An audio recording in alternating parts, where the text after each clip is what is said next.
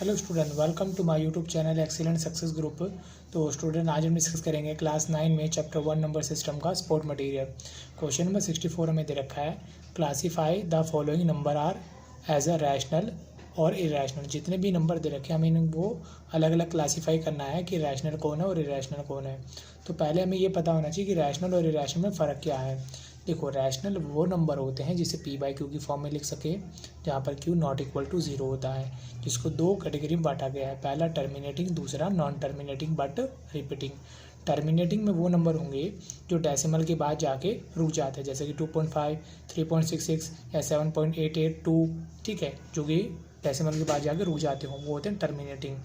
जो डेसिमल के बाद कंटिन्यू चलते रहते हैं बट सेम रिपीट करते हैं, देखा ना, रिपीटिंग, सेम नंबर रिपीट करते हैं, उसे कहते हैं नॉन टर्मिनेटिंग बट रिपीटिंग। ये भी रैशनल का पार्ट होते हैं, ये भी रैशनल का पार्ट होते हैं। जिस नंबर पे बार ले होता है, जैसे कि बार है, इसका मतलब है कि 9.565656 बार बार रिपीट होता रहेगा। इसी तरीके से 0.7 है तो 77777 रिपीट होता रहेगा।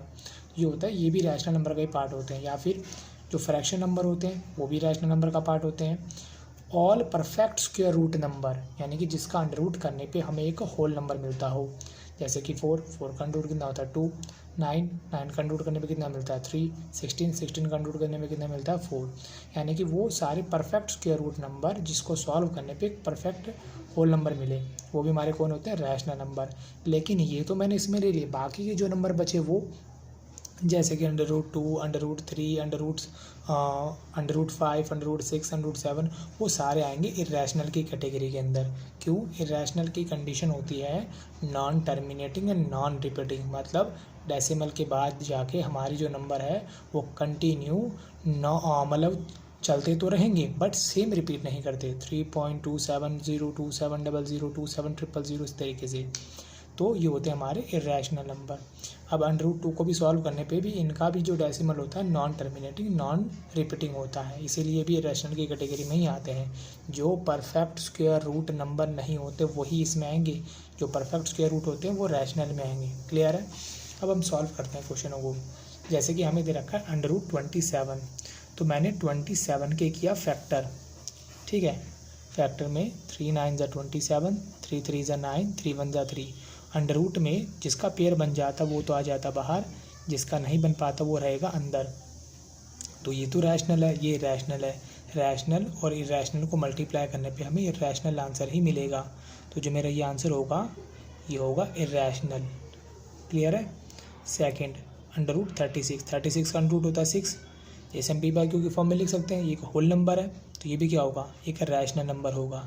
जैसे कि मैंने आपको बताया ना, परफेक्ट स्क्वायर रूट नंबर है तो ये इसलिए आएगा रैशनल में। तीसरा, 5 × 125, दोनों अंडर रूट वाला नंबर अंडर रूट वाले से मल्टीप्लाई हो जाता है, कितना हुआ 625।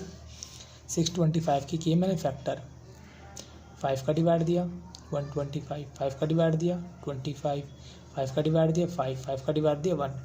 तो इसका पेयर बन गया, इसका पेयर बन गया, इन दोनों में से 5 बाहर, इन दोनों में से 5 बाहर। तो ये मेरा एक परफेक्ट स्क्वायर रूट नंबर है, इस वजह से ये भी क्या होगा, रैशनल नंबर। क्लियर है? ये हमारा तीसरा पार्ट होगा। फोर्थ पार्ट, 2 अंडर रूट 3, 2 तो रैशनल है बट 3 कौन है, अंडर रूट 3 जो है वो इरेशनल है। अब रैशनल और इरेशनल को मल्टीप्लाई करने पे हमें इरेशनल ही मिलेगा, ये हमारा हो जाएगा इरेशनल नंबर, क्योंकि परफेक्ट स्क्वायर रूट नंबर तो है नहीं, इसलिए क्या होगा, इरेशनल।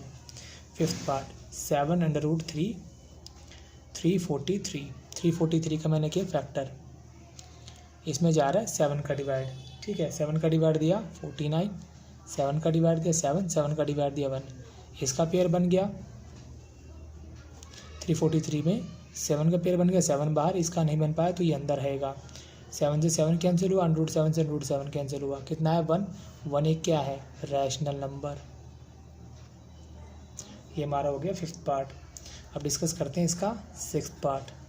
6 में हमें दे रखा है 2 + अंडर रूट 21। अब अंडर रूट 21 के अगर मैं फैक्टर करूं तो कितने होंगे, 3 × 7। अब 3 भी एक परफेक्ट स्क्वायर रूट नंबर नहीं है, ना 7 है, तो ये मेरा क्या होगा, एक तरीके से इरेशनल नंबर ही होगा। मैंने आपको बताया भी था कि जो परफेक्ट स्क्वायर रूट नंबर नहीं होगा वो एक तरीके से इरेशनल नंबर की कैटेगरी में ही आएगा। अब डिस्कस करते हैं सेवन्थ पार्ट।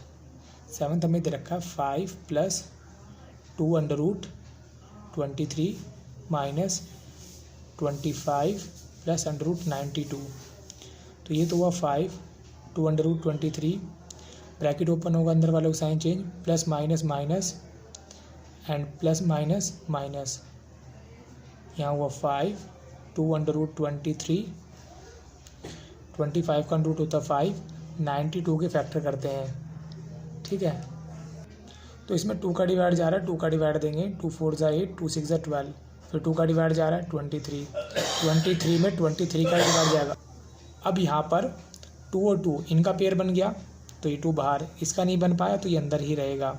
ये माइनस का ये प्लस का सेम कैंसिल हो गया, ये प्लस का ये माइनस का सेम कैंसिल हो गया। कितना आंसर है 0। 0 ये क्या होता है रैशनल नंबर, क्योंकि 0 के नीचे कुछ नहीं 1 मान लेंगे तो ये p/q की फॉर्म बनी होगा हमारा रैशनल नंबर। ये हो गया 7th पार्ट। अब डिस्कस करेंगे 8th पार्ट। 8th पार्ट में दे रखा है 22/7, तो ये तो p/q की फॉर्म में ऑलरेडी दे रखा हमें, p/q की फॉर्म में है, तो ये हमारा बन जाएगा रैशनल नंबर, रैशनल नंबर। फिर हमारा है 9th पार्ट, जिसमें हमें दे रखा पाई। क्लियर है। पाई की जो वैल्यू होती है, मैं आपको थोड़ा सा समझाने के लिए, देखो 9th क्लास की बुक के अंदर ही क्वेश्चन नंबर 7 में हमें दे रखा है। यहाँ पे इसके क्वेश्चन के अंदर एक में देखो, ये मैं आपको थोड़ा दिखाना चाहता हूँ। यहाँ पे आपको अगर नज़र आ रहा हो तो 3 की पाई की वैल्यू गिवन है 3.141592653589 कंटिन्यू ये नंबर चलते आ रहे हैं। ये अप टू 50 डिजिट तक यहाँ पर पाई की वैल्यू गिवन है, बट ये यहाँ पे ख़त्म नहीं होती, ये कंटिन्यू रिपीट होती रहती है, चलती रहती है, ठीक है। तो यानी कि जो पाई है ये भी एक non terminating and non repeating value show करता है। इस वजह से ये भी क्या होगा इर्रेशनल नंबर होगा, इर्रेशनल नंबर। क्लियर है। ये क्वेश्चन नंबर 9। क्वेश्चन नंबर 10 में दे रखा है 27, इसकी पावर अंडर रूट में दे रखा है क्यूब। तो 27 के करेंगे हम फैक्टर, 3 का डिवाइड दे, 3 9 = 27, 3 3 = 9 एंड 3 1 = 3। क्यूब रूट का मतलब होता है 3 में से एक नंबर बाहर आना, तो इन तीनों में से बाहर कौन आ जाएगा 3। इसे p/q की फॉर्म में लिखा जा सकता है, तो ये मेरा कौन बन जाएगा रैशनल नंबर। और इसी के साथ मेरा क्वेश्चन नंबर 64 यहाँ पे कंप्लीट होता है। उम्मीद करता हूँ स्टूडेंट आपको क्वेश्चन समझ में आ गया होगा। अगर आपको वीडियो अच्छा लगा हो तो वीडियो को लाइक करें, शेयर करें, कमेंट करें और इस चैनल को जरूर सब्सक्राइब कर लें। मिलते अगली वीडियो में। Okay bye bye, thank you.